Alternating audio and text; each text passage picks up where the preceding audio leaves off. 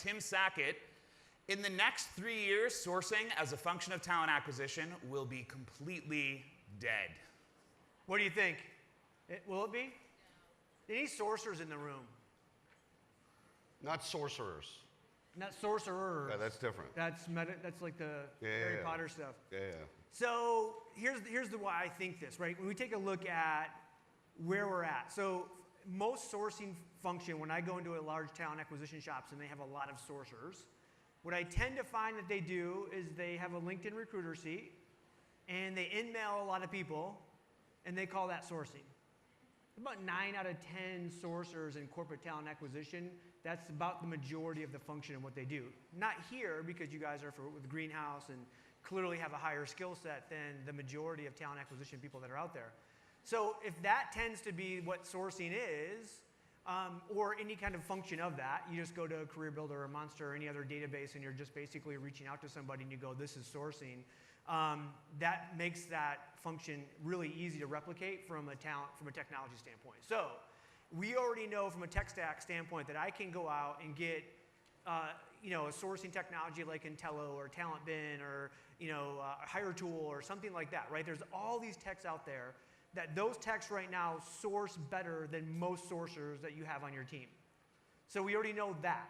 And then you put in some artificial intelligence, some intelligent automation, and now you have bots that are reaching out 24/7, 365, matching your jobs to the sourcing tool, and then they're going out and pre-screening and doing some light screening with candidates to the point now where I can probably replace the entire sourcing function with a complete tech stack, and it will do better, cheaper than what we have currently. So in my mind, as the tech gets better, as the AI, quote unquote, gets better, it's not true AI, but more like intelligent automation, as that all starts to come together, there's really no reason for sourcers. In fact, I would say that then the sourcing function actually goes back to old school where the real sourcing is actually cold calling people, actually getting referrals, reaching out, networking. That becomes what sourcing really becomes. It's not going to be Boolean. It's not going to be somebody sitting on their laptop trying to figure out 15 ways to break into an attendee list from a conference. That's no longer sourcing because tech can do that and can do it more effective. Beat me up, guys. What do you think? Well, I disagree. I think more companies are building internal sourcing functions. I think I agree with you that the technology is becoming more advanced and companies are going to invest more in the technology, but I think you're still going to need an internal sourcing function to be able to manage those solutions. And, But is that, if I have 25 sourcers right now, does the technology allow me to go to 5? The technology might allow you to go to 5, but I still think there's a dedicated sourcing team within an organization. What I do think will get replaced are third-party recruiters, as they have for years and years. Companies will spend less, invest more in the technology, and build out that internal sourcing team, which might be smaller. Could be. Yeah. So what you're saying then is that like third-party staffing is doing most of the sourcing for a lot of companies. I think a lot of companies spend money on third-party staffing companies, as well as some of these sourcing tools that they're now starting to invest in, and they're going to start saying, okay, where do we need to cut costs? Yeah. I sort of agree with both of you. I think that the sourcing will no doubt be highly automated. I go into same environments you do. I hear the same LinkedIn comment. That sounds like sourcing to them. And I just did, we're working on this HROS survey, and I did a bunch of roundtables with leaders at Fortune 100 shops, and they're all focused on sourcing as an area to automate. But the thing about automation, you said AI twice, by the way. We said if we said AI, we have to drink a shot on stage. That's right out the gate. I know. But the thing about AI and machine learning is the machines are very repetitive. So as soon as you change something about the data that you're feeding the machine, they need to start relearning. Mm-hmm. And the thing about recruiting and sourcing is the sources change, the profiles change, what we're hiring for changes, and it's going to take a different skill set. So where sourcing moved to engagement in the last few years as a big focus, I think you're going to find, to Madeline's point, sourcers managing these tools and becoming more data analysts and driving the engagement and helping the machines, sort of point toward the right data sets. I think the technology is getting to the point with sourcing that we now have to define what is sourcing really. Because if it is going on LinkedIn and sending an email, That's sourcing. then you're not going to have a job very long. Like that is not sourcing. Yeah. And I think, for so many companies, that has become what the definition of sourcing. What do you think? So I think go back to the history of why they're sorcerers. Sorcerers, they throw things. Sorcerers are essentially recruiters that split off and became specialists at finding people. So on one level, is sourcing a career path out of college? Probably not. Probably not for all the reasons that Tim have already spoke about. But is the capability of finding talent? We have to find the talent, then we have to market to the talent, then we have to get the talent to apply. Okay, and then once the talent applies, we have all these things to do, right? We still have to find the talent. So is that going away? No. What we call that, I think will change in time, just as it has changed in time. But I actually more or less agree with Tim. I don't think sourcing is a career path. I think it's you'll still have people that have to find talent. You can call it whatever you want to call it. You could actually call them the team that finds talent. Yeah. I mean, if you really want to be literal, Talent finders. talent finders would be great. I think someone already has that. Like URL. It might be peoplehumantalent.com. All right, guys, I'm going to have to ask you to calm down. And we're going to move on to the next quote. Thanks so much. All right. From Madeline, market consolidation in talent acquisition technology is inevitable with too many providers doing too many different things. Fight. So I think it's probably not surprising that market consolidation, we've seen these waves of consolidation over the past decade, and I think we're about to hit another one. And I think it's simply because companies are spending too much money. There's too many different technology providers out there. How many of you use a recruitment marketing platform separate from your ATS? Anybody? Yeah, so many of you, and I think, They all use Greenhouse CRM. Crim. or will be. Prim. And I think, even to your point about sourcing tools, there's so many different tools that you're using as, whether or not you get rid of all your sourcers or not, there's too much technology out there, and I think we're going to see consolidation in a couple different areas. Question, I know on the HCM side, we see the enterprise suite stuff completely, right? So you have like all the big HCMs out there. Do we see that, do you think on the talent side, do we see like two completely different tech stacks? Because I think what we tend to see is IT wants us to have one, right? They want us to have Workday across the entire organization, and we know like that Workday talent sucks. But I can say that, right? Yeah, you can. This is Greenhouse Conference. So I think I see like two completely separate stacks, right? HCM has theirs, that's great, but we need something special for TA. Yeah, I agree with that too. And I think we've tried in the past when a talent management suite tries to acquire an ATS, and it hasn't worked. Breaks it. So, I think there's a focus. It deserves its own suite. It deserves its own conversation. But I think we're going to see several ATS providers acquire recruitment marketing providers. There's going to be consolidation in the assessment space, in the sourcing space. Yeah. I love you, Madeline. I have a really different view of this. Yeah. I've been waiting for market consolidation since 1998. I was one of the first 10 employees at Brass Ring. Don't hate me. It was great. In 1999. It was George's awesome. fault. And so, now did Brass Ring get acquired? Sure, twice over. They're part of IBM now. But look at the stage that we're sitting on as these companies, Taleo, hate them, got acquired, right? It didn't consolidate the market. It was a temporary, market share grab by large enterprise players. And I would say just until the middle market is dried up, and we're still seeing companies in the middle market come off spreadsheets, running their HR, running their talent. And until HR is actually HR tech is a pleasure to use at the large enterprise, a lot of people are innovating in bringing new solutions to market. Right now, we've got this green field of automation, machine learning, AI. That's going to spur a lot of change within vendors and in new markets. Here's a data point for you. last year, look, this speaks to how much tech is coming our way. Last year, what I tracked was about almost 1.2 billion in investment in HR tech. Q1, I'm about to release the Q1 report for HR tech VC investment. 770 million in Q1. That's Q1. That's almost as much as we did in all of last year. And there are thousands of providers. I think it moves market share around.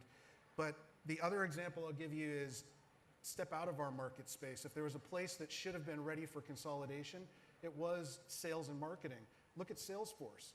They not only do they exist and create an ecosystem, but there are thousands of companies that do exactly what they do that are in their marketplace that you can go work with. You can do sales forecasting, marketing, and Salesforce already does that. But so is that consolidation? I view it as it's a new frontier where in sort of the installed client server world, that's how we saw the market get gobbled up.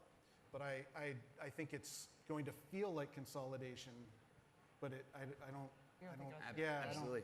30 seconds for any fiery rebuttals before moving on. Yeah, most of the products that come to market are not products, they're features. And I think that's to what Madeline's saying. Like video interviewing came to market in 2009. Everyone looked at it and said, oh yeah, that's cute. That's a feature inside of something else. And so employee referrals, great. Are there products? Yeah, there's some actually wonderful products in employee referrals. Should it be a product category? No. It should probably actually be a part of something else. So everything from finding talent to onboarding, we have an unlimited amount of tools. But are they all just really features of one suite or platform? And I think that's what most people are vacillating and struggling with is they don't need 19 different recruiting tools or features. They want them all in one place. And I think to Madeline's point and to George's point, we're going to see more of that, where people are like, I'm tired of buying all of these things, and I just want to buy one thing that does all of it and have all the data in one place. Very cool. Thanks. Fascinating conversation. All right, next slide. From William Tincup, I think I can speak for all of us here. I can't wait to hear real stories of AI usage. Drink. So most of AI is dumb. And that's the part of the bit. It comes out of the womb dumb. We teach it, and we teach it a bunch of dumb shit too. So in order for it to actually be smart, it's going to take years. Now the upside of AI is farther than our upside because it will continue to learn, whereas humans tap out. So the upside's there. I'm definitely not an AI hater, but what we're doing with is a hype cycle. And if you've studied this space long enough, you've been through a hype cycle of on-premise to SaaS. You've been through a hype cycle of mobile. You've been through a hype cycle of social. And now you're going through a hype cycle of AI. And people are going to be coming at you 90 ways to midnight about AI. AI will change your life. Actually, no. No, it won't. Not now. But in the future, can you imagine a world where you say, Siri, who's underpaid and overperforming? And Siri render that for you. Because there's enough data to say, Sally. Sally's actually doing a really great job. She's not making market. And you should probably give her a raise. That world does exist. That's not flying cars. But does that world exist today? No, hell no. Not absolutely no. So the thing is and I blame mostly the vendors and people like us, quite frankly, because we've got to talk about AI. Because if we don't talk about AI, both the vendor community and the analyst community, then it looks like somehow we're Nethanderals and we're dragging our knuckles and we're living in the past. But that's not true. There's just a rendering of AI that's truthful of where we are today versus where we believe it will go. There is a great future of AI, machine learning, and NLP, and all the other things. Great. Is it today? No. What do you guys think? I agree. I think most of the solutions out there, I think you said it earlier, just don't have enough data to provide real AI. And you see some use cases in other areas outside of HR. I think it's something that could be powerful in the future, but I think the scary thing for a lot of these startups that misuse the term, scary because a lot of people like us, and us included, misuse the term. And there just isn't a lot of examples of providers with enough data to truly provide solutions. That's the hard part, right? Is that all these vendors come out and they'll say, oh, we have AI built into whatever. Right. It's not really AI, but since the marketing says it so often, we have to say AI so we can talk about the product, but it's not AI. It's usually some other kind of automation or machine learning, which I do think will have a big impact to how we do our jobs, but it's not AI. Like that's when you said like, oh Siri, I need to find a software developer to start tomorrow or whatever, and like it just goes out and does it, and all of a sudden, Mary shows up the next day, and you're like, wow, like that just changed my life. I don't think, George, I'll interrupt for just a second. I don't think most people know what AI is, actually. I'm so jaded. So if there's a jaded son of a bitch on the panel, it's me. I just don't believe that practitioners, no offense, actually know what artificial intelligence is in technology. And I don't think we do either. No. Nor do I think the vendor community. So there's three constituencies that are all saying the same thing about, oh yeah, AI, the future, the future, future, future.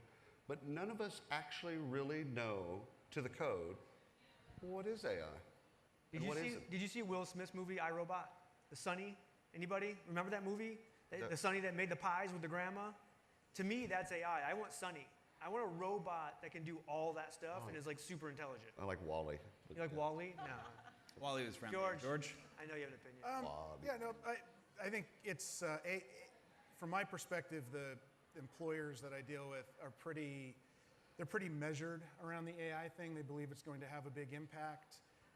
They believe that the role of the recruiter will be improved. They do not believe that recruiters or sourcers will be replaced. And they expect AI to have an impact on the functions of sourcing, scheduling, and some process automation. But nobody's viewing it as like the be-all, end-all. Isn't that naive to think, though? That it's a little bit like... Because every technology increase that we have replaces us at some point. So if he says like, oh, it's not going to replace recruiters and sourcers, well, it's going to replace a portion of us. Yeah, but what technology? We've got 1,000 people here today. They weren't replaced, and we've been doing. I've been doing this thing since, like, on the tech side since '98, and I was a practitioner for 2 years. But isn't that the entire ROI of technology? Is to say, hey, if you get this technology, we're going to be able to actually eliminate a portion of your workforce. But they're not doing the same things that I did. Yeah. A lot of ways you are, but they're not using the same tools, not running the same kind of process for sure. I had to walk to the office uphill both ways to get there, but the tools are better. But just like the sourcing conversation we had, I just don't see it as it's a human process. Recruiting is a human process, and at some point, I'm not going to take the job from your chatbot. It's just not going to, I'm not even going to take the interview, from your avatar. You're going to have to like get on the phone or get in front of me on a video. You might not, but a 16-year-old kid who's coming into the workforce in 8 years might. We don't know that, right? Or in retail. I think there's some use cases where it's like you see someone coming, get a interview from a chatbot. Hey, can you start in an hour? Sure, be there. Right, but the volume, right, there are always different use cases, but the volume in that retail environment requires more resources to then, handle the back end of that with onboarding and last thing, and such. Whenever you're faced with a hype cycle, there's two ways to approach it. This is all of life. So you're in your horse and buggy, and all of a sudden the first automobile flies by you. You're either excited by that, like, holy shit, wow, I can get there faster and avoid all this other like horse shit. Or Literally. You fear it. Like, oh my God, what is that thing? That scares the shit out of me. That thing scares me. That's all hype cycles, all of life. Technology advances all the way back to the Stone Age. There's an advancement, fire. Fire happened. I don't know who did it. I'm gonna blame a woman, but fire happened. Just kidding. Fire happened, and again, some people were excited by that, and some people feared it. That's AI. I personally intend to fear it myself. All right, next one. Final quote. All right, from George. Everybody is talking about analytics, but they're looking at Excel spreadsheets. Am I right? Am I right? Some form of. I mean, it's. This is a good. I'll take your hype cycle thing. The analytics. We've had like 3 analytics hype cycles, and they haven't stuck, but they just keep finding a way to come back at us again with this. Now it's a thing, but most of what I see and hear out in the market, is reserved for really large enterprises with data analysts, business analysts, everywhere I go. And again, if you haven't done the HROS survey, hros.co, I mean, like 53% of the market has a plan to think about analytics in the next 3 years. That was my latest jaw drop. 30% have it and are using it somewhat, and around 20% are just like left, like not doing anything right now. So it's just the reality of business that people are looking at reports and trying to make, in my opinion, and make business decisions. And until analytics aren't sitting outside of your applications, but they're in, when the system, leveraging whatever technology, I won't use the buzzwords, can bring you something predictive, bring you to the next step, make your day easier with analytics that the system is finding for you, then you'll be using analytics. But the beauty is you don't even need to know that you're using analytics. So that's my take on. Madeline, did you have something for the last question? Oh, I just wanted to ask the audience, how many of you are investing heavily in AI this year? Great question. Couple. Okay. Few. Thank you. Very good. That's what we see though, about 2 or 3%, right? Yeah, like George, I think the analytics discussion that you're talking about is actually his point. It's the 4 walls of whatever application you're using. So whatever application you're using, the analytics are there. They're already there. That's great. And I'll go further. Analytics don't really mean anything. Analytics is a dashboard. It's like your dashboard to your car. What does it really mean? Working in Excel is the way people work, and George is right, and unfortunately right. But I think what we really want out of analytics is we want the data and the databases to tell us something we did not know, and to connect dots that we could not see, and to inform us as to what to do next. So when George was saying predictive, I'd also say reflective. What just happened, what will happen, and what do I need to do? That's not necessarily analytics. Analytics tend to be more of a dashboard, like, okay, here's your dashboard. And a dashboard doesn't help you live, doesn't help you do anything, doesn't make your life better. I mean, to not have a dashboard is kind of scary, I get that. But I don't believe just in analytics for analytics' sake. Analytics has to actually inform me and make me more intelligent. I actually love the whole data thing going on within the technology that we have right now, because I do think we're all kind of data nerds at heart. If you're in talent acquisition, you want to know what your funnel looks like, and you want to know all this stuff. But I think it gets back to what you both have said, which is, so here's the data, and then in my simple mind, here's what I think it's saying, but I don't really know. But if I'm really looking at all the data, and it can tell me, here's what it says, and by the way, here's what you should be doing, and then I actually listen to that, I'm smart enough, then that becomes really powerful. What I find is that the data is telling us this, and is telling us what to do, and sometimes that's a painful thing that we have to do, like go fire that person because they suck, or go and do more work over here, or go and make more calls, or go make more whatever, and we go, I know the data's saying that, but that's not, I know more. I've been recruiting for 20 years, and I know more than the data. No, you don't. The data doesn't lie, and we don't. But so when we get to that prescriptive part of data, it becomes super important that we actually listen, and I think that's where we're falling down, from that standpoint. Madeline, I'd love to hear your views. Yeah, I mean, I love this quote. This might be my favorite quote of the four. But I think there's two different things we're talking about that everyone's saying. We're talking about analytics, which I think William's right. It's dashboards. And it's not just one dashboard, it's 20 different dashboards from 20 different technology solutions you're looking at. And then everybody goes to Excel spreadsheets because none of it makes sense and none of it connects. So you have dashboards and Excel spreadsheets, and then you have predictive analytics, which in the concept is amazing, but it's the same problem as AI. You need a ton of data.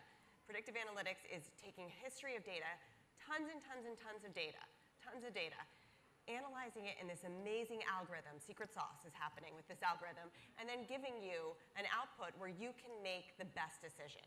The data comes out, the algorithm happens, and then you, as the recruiter or sourcer or whoever you are, is making the best decision you can based on this amazing data that you have. And we just don't see enough of that, I think, for the same issues we talked about with AI. Yeah, I mean, Madeline and I have been working on a series of reports around tying employee experience to business results. And it's not because like the tools suck or anything like that. I mean, it is hard to do. There are a lot of people really interested in tying experience from candidate through onboarding, through to benefits and exit, and understand how that experience impacts productivity, revenue, and it's really, if we could find some people to talk to us about how they're doing it, if you're doing it and you'd like to be in a report featured, let us know. But it's hard to do. It's hard to do, and it's getting there. But reports are. That was a really good point you brought up. The reports are one-dimensional views. It's data, one series of data from a system. Analytics come from myriad systems and give you the tools to correlate and help solve a business problem. Incredibly interesting discussion, and we want to provide the audience a chance to ask you guys a bunch of questions. So if anybody has burning questions, or even if it's a decent question, please make your way up to the town hall style microphone now. We'd love to hear any questions you might have for the panel. So come on, be the first person. Be bold. So while we're waiting for the first caller, ask a question of an HR expert panel. George LaRocque has mentioned HROS a few times. He gets paid. No, I know. It's not my thing. Just kidding.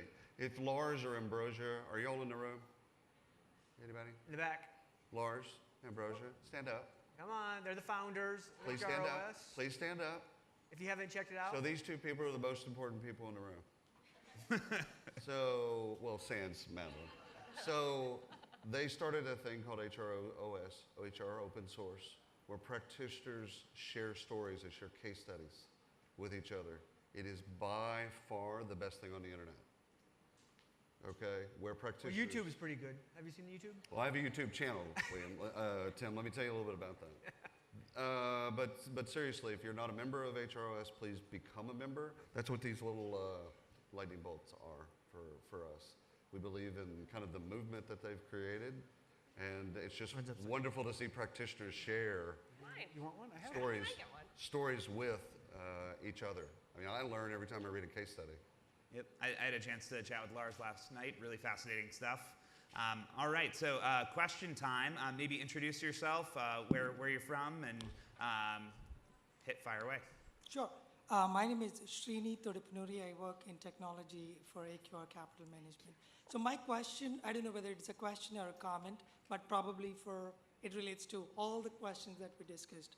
And before my question, the observation that I've been making on my LinkedIn profile is I am the only one out of all my connection who does not know data science or AI or ML, because everybody seems to know all three of them or four of them, which probably not true. And that comes to, that may be a question for you, Tim. The second thing is we haven't talked about another hype, which is cryptocurrency or blockchain. Yeah. I'm happy we did not talk about that yet. Okay. Question is, as I said, there's a lot of data. So I believe in garbage in and garbage out, because I'm in technology. So it all depends on how good your data is, which comes back to AI or ML. Everybody is a data scientist. Everybody has all the skills that they want.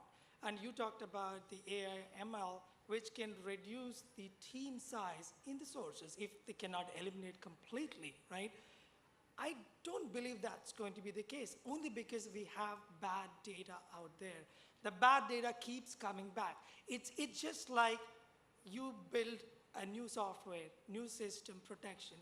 The amount of money we spend on cybersecurity is much more than the amount of money we spend on development, only because people actually come back with how to hack it, right? So my long winding story is, I don't know, if you come up with AI, ML, that's so great, people will come back with bad data. So I don't know, I think the function is still needed, because AI may reduce from 500 resumes to 20, but someone actually has to go through and do the job of. I'll give you a way to think of that, or at least contextualize that. Think of bad data as bad decisions, right? Right. Over the course of history, you could make bad decisions, but you're probably not going to make the same bad decision over and over and over, right? So over the course of time, that bad data becomes good data. And I would say it doesn't do it overnight, but that bad data becomes okay data. And the okay data becomes kind of better okay data, and then it becomes good data. It's a process evolving. That's right. I don't think that's overnight either, but I do believe that it will be. I'm completely aspirational when it comes to technology. Like, I truly believe that we're going to find, you mentioned blockchain, right? Like, can you imagine 5 years from now of having every single one of us has one freaking profile of our life?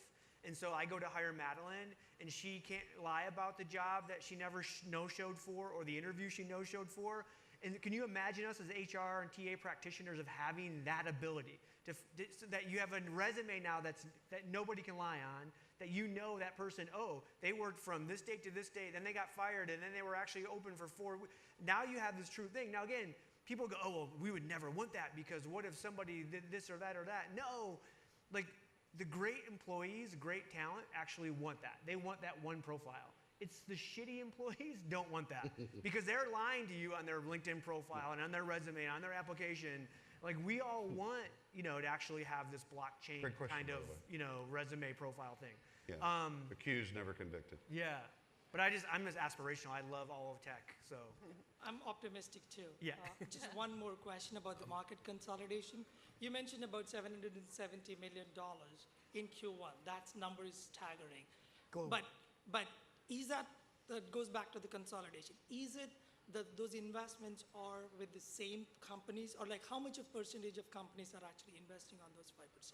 Sorry, rather than 770. So the question is, how much is sort of late stage investment and people who are already there Right. versus Is it like new up and coming? only two companies are investing those 770? This past quarter, there were several later stage deals. The biggest was a $100 million deal, which clearly carried the quarter. There were some $40, $50 million rounds. But by and large, the bulk, especially in talent-related technology, are small, seed to, A round, and sort of in between. Come on up and ask questions. Come on. Yeah, that's right. We won't bite. Violin. Yeah. Sorry, go ahead. Last year, Sorry, George. there were fewer. The biggest round all of last year was a $50 million round. It was a C round company here in New York, namely. So. Hey, I'm a practitioner, by the way, and George has really helped educate me on the whole why it matters for us as practitioners to understand where the money is going within technology. Because at first I'd be like, George, I don't care. Like, all these people would send me, oh my gosh, we just got our A funding, blah, blah, blah. And I'm like, who cares? Just show me what you do. But as practitioners, if we follow the money, you can see where the landscape for what we're going to be using is going. Like, it's really fascinating. So yeah, follow George's stuff, because it's pretty cool. Very cool. Hi, my name's Chelsea. I'm the sole recruiter at Fundera, which is a fintech startup here in New York. But my question is that we talk about all this data, but as someone who's got limited resources, limited budget, everything, what data should I even be looking at is really the question. Like, I just went to a lunch at First Round Capital with a bunch of other HR and talent partners at other startups here, and we all talk about time to hire and things like that. Like, what are the actual points of data that we should be looking at? And then once you get that data, what do you do with it? I'll take a stab first. First of all, there's a book called Lean Analytics It's about the lean startup movement, but the part that you should read is probably the first 2 chapters, where it says, boil it down to one thing. Don't try to measure everything. I mean, first of all, you can measure 10,000 things. And at different cycles or different times in your company's history, they're going to need you to actually measure different things. So whether or not it's time to fill, time to hire, I actually prefer and like source of hire. Like if I know where the wells are, where the fish are, then I like that. I like to know how much I need to spend in order to attract the talent that I like. But there's no magic. The unfortunate part, there's no magic bullet. There's no one right answer for anyone in this room. In fact, it literally is a fingerprint. Like a snowflake. I'm not going to call you a snowflake, nor will I call your business a snowflake. However, it is a snowflake. What you measure. There are some very truths. specific to you. Like, stop measuring days to fill, please. Like, that's the most worthless metric in all of history. Also, quality of hire is not a TA metric, unless your company, as TA professionals, is actually allowing you to select the talent. It's not a TA metric. That's a hiring manager metric, right? And so again, stop putting bad metrics on TA. I'm a huge fan of the funnel, right? Like of the recruiting funnel, because it actually kind of, if you start to analyze that funnel, you'll start to see kind of where those hard things are. I measure my team on everything. I know how many phone calls they made. I know how long they were on each call. I know how many calls came in for them. I know exactly how many emails they sent, how many text messages they sent, what the response rate was. Like I get completely, really, really down into it. Now again, not because I want it as a hammer. I need to know, like, I have one female recruiter that works for me that, for whatever reason, her response rate on an email is 50% higher than every other single recruiter I have. Why? Like, let's really figure that out, because I want every other recruiter to have that same response rate, and how she does it and different things like that. So if you use it to analyze how you make yourself better, like for me, the funnel is great. I know you've done a lot of stuff on this, so. Yeah, and I think you're exactly right with the funnel, and I think that's why companies are looking at conversion rates, which is, traditionally been kind of a marketing way to look at metrics. But if you're looking at conversion rates, and if you use one provider, back to the market consolidation, for everything from pre-application to the ATS to post-hire, you can see those conversion rates for somebody looking to apply, moving them to the interview stage, so on and so forth. My buddy Chris Dunn has a great metric that he uses with the companies. It's called hiring manager batting average, where you actually force rank your hiring managers based on their selection, but you need at least a year's worth of data. So if they hire one person a year and that person leaves, they're going to be batting 0, right? Let's say they hired 10 and 9 of them stayed, so now they're batting 900. Unlike baseball, you don't want a hiring manager that has like a 300 batting average. That means they suck really bad. But if you want to actually get an importance around selection in your company, start really scoreboarding hiring manager batting. The problem with that is turnover is not a bad thing. Some people you don't want to stay. No. It's regrettable turnover, right? Yes. Yeah. So how do you break that down to do the regrettable turnover? Because literally, some people you want to leave. No. Yeah. When I ran TA at Applebee's, we did not get. We measured everything there as well, but if you're a bottom 10% player left, that was actually positive, right? Did you have another question, or are we just making you stand there? I've got one little thing to add. So all of these are all great ideas, but I wouldn't start with a metric. I would start with what problem are you trying to solve. I just did a thing on getting started with people analytics, and that is the number one, right? So either you have an issue that you're experiencing where you need a metric to help you be more efficient, be more effective, or talk to the business leaders, the folks that you're working with, and understand what their issues are and how the data that you have might help them, and then develop the metrics to solve the business problem, not the other way around. Don't develop the metrics to just try to discover, and that's where I would start. And then these are all great examples of things to focus on. Awesome. All right. I wrote a book called The Talent Fix. It's out in May. Oh my God. Plug. Shameless plug, but no. One of the things I talk Tell about. us more about your book. One of the things I talk about is actually measuring your source of hire versus your source of spend of hire. And what I find is companies have it flip-flopped upside down. So you'll say your number one source of hire is what? What? Come on. Referrals, right? Almost every company has employee referrals, number one. Now, what's your number one source of spend for that? LinkedIn, right? Agencies. And like referrals gets down to like number 7.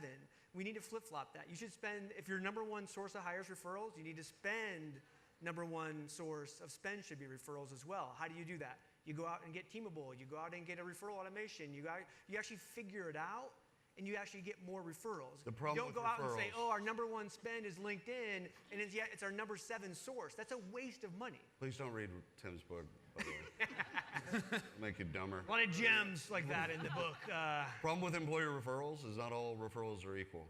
If you have C and D and E, F talent referring, you're actually failing the business.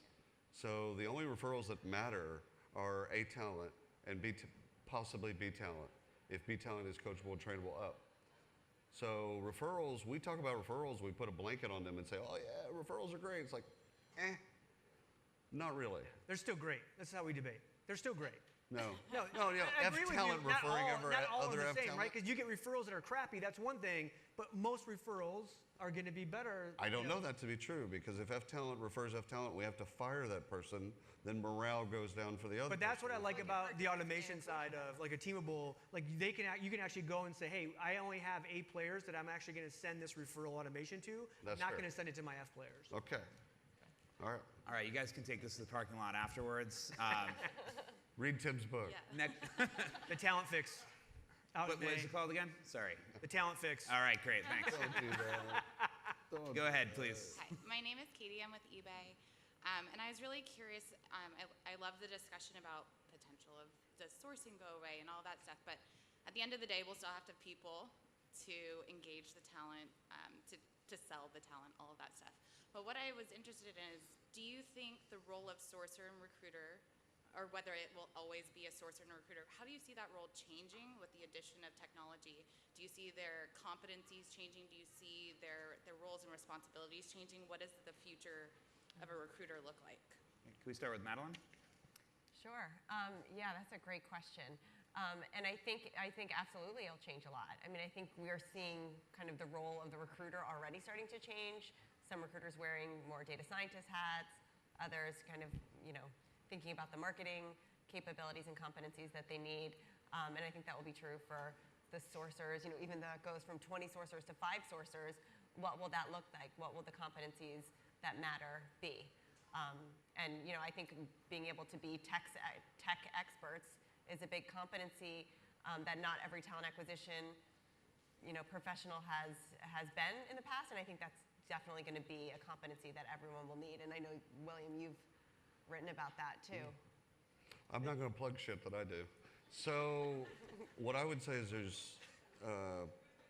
there's always going to be a candidate advocate. And I think recruiters at best, when they're doing their jobs at best, they're not company advocates, they're candidate advocates. And they become a wayfinding system to explore the employer brand. An employer brand, if done well, both attracts talent and repels talent. So I think there's always going to be a human that actually interacts with the candidate in a humane way that says, hey, this is what we have to offer. Here's what I see the benefits being. Instead of selling them the company and lying and doing all that other stuff, it's saying, here's who we are. This is what we represent. This is our values. This is our morality. Join us if that's you. Don't join us if that's not you. I don't think that gets replaced by technology. I think that touch is always going to be there. Are there any ATAP members here? ATAP, Association of Talent Acquisition Professionals? So again, I think ATAP ATAPglobal.org is trying to answer that question. Yeah. What does it look like to be a sourcer? What does it look like to be a recruiter? What's that body of knowledge? And then how's it going to change in the future because it's changing? Another plug, I swear to God. It's a nonprofit. Like what? It's like SHRM, but for TA people. You guys are all TA people. George? Well, that sells it. It's like SHRM for TA people. We're going to work on that pitch. Well, yeah. No offense to any SHRM members in the house. I don't have a lot to add. I think what I do see, though, interesting thing out of that HROS data recently is a lot of folks that are coming from within the organization in other areas outside of talent acquisition or recruiting, and they are, whether they're finding a career or whether it's like a tour of duty kind of model, they're bringing that, to your point, bringing that experience and that voice to recruiting, and I think that's something really interesting. And you know, for all the data and the technology, I don't want to forget that there's also a big push right now to get a little more human from a recruiting perspective. So I would say always err on the side of folks who can relate your business and can engage. And I think the data and the tools, I really think that's taking care of itself with innovation and better interfaces. It's like you know, if I buy the new iPhone now, but if I wait, another one's going to come out, it's going to be better. I can get the one today that does everything I need for a little bit less money. All those decisions, it's sort of similar in the HR tech world, in the sense that you can't make a mistake with good people, or you're less likely to make a mistake with good people, and then support them with the technology, I think, second, you know, behind them. Awesome. Thank you. And this will be our last question. I doubt it. So please limit your answers to about 30 seconds or so, because people are getting hungry. Next up will be lunch. All right. Hey, my name's Tavish. I'm with SpaceX. Love that name. Thank you. Pick this up. I'm curious. So we talk a lot about AI in recruiting and how recruiting has such a human element to it. One thing that wasn't discussed in the panel today that I'm curious, just general thoughts on, are psychometric evaluations. And where's that industry today? Do you see it being used? Do you see it being used effectively? And where do you see the future of evaluating these candidates with these different kind of psychometrics? I had another quote that didn't get used for this, and that quote was, assessments are like going to the dentist. Nobody wants to take your assessment.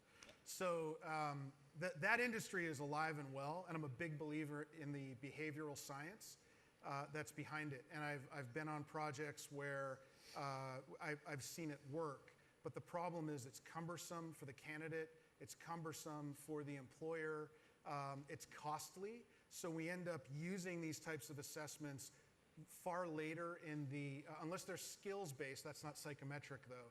Skills-based and job fit assessments get used on the front end. These psychometric assessments get used later on when I've got a short list of candidates, or even post-hire, to look at how do we engage once you're working here. Until somebody can find better technology that makes it more seamless for your entire talent pool to go through the assessment and then feed the analytics that we talked about, so that the candidates actually either don't even, you know, realize they just took an assessment, and I'm not talking about gamifying a crappy assessment, but or until they have an enjoyable experience with that, and the recruiters and hiring managers have an enjoyable experience and can understand that data, and you don't need a counselor to decipher it. It's going to be like it is today, in my opinion. Thank you. About 30 seconds each. Tavish, life comes down to faith, love, hope, and trust. Okay. That's it. That's life. Just in case you All right, needed some thank you. philosophical advice. So if you have faith that those things make you hire better, then they will. But if you believe, like bottled water, is that tap water that's just been recapped? Or is it actual bottled water fresh? So you can kind of look at assessments, behavioral assessments, in much the same way. Do you believe that that's fresh water?